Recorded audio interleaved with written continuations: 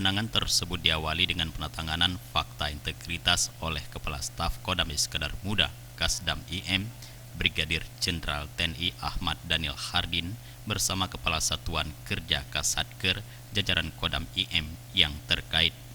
Kasatker yang terkait diantaranya Danrindam IM, Kabek Amdam, Kapaldam, Kahubdam, Kazidam, Kakesdam, dan Karumkit TK2 Kesdam IM.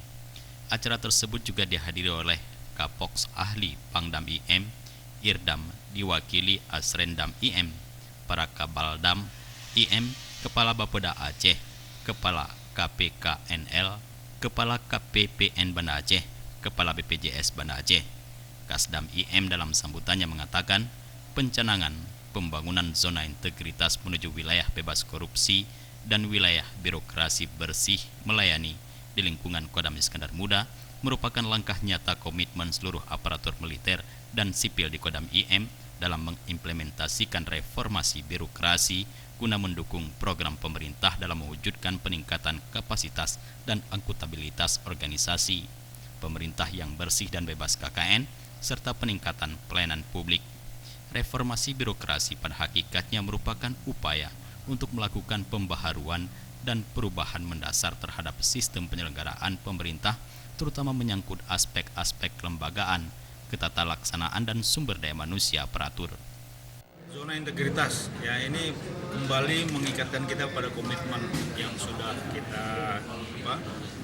kita yakini, sudah kita laksanakan sejak awal kita menjadi prajurit, khususnya di lingkungan prajurit. Jadi integritas kita kepada bangsa dan negara ini seperti tertulis NKRI harga mati, itu integritas, integriti kita kepada bangsa dan negara. Dan saat ini sesuai dengan program pemerintah mengembalikan lagi, mengingatkan kembali komitmen ini harus kita implementasikan dengan ada parameternya ada 6 tadi ya, dari sistem manajemen manajemen perubahan, manajemen SDM sampai dengan akuntabilitas dan pengawasannya, termasuk yang muara akhirnya adalah pelayanan publik. Nah, untuk TNI sendiri pelayanan publik ini hanya beberapa bidang yang mungkin bersentuhan langsung, kesehatan, kemudian kalau welfare itu bersentuhan dengan masyarakat, itu yang perlu kita tingkatkan. Tapi kalau yang lain-lain lebih banyak kita memang sifatnya ke dalam.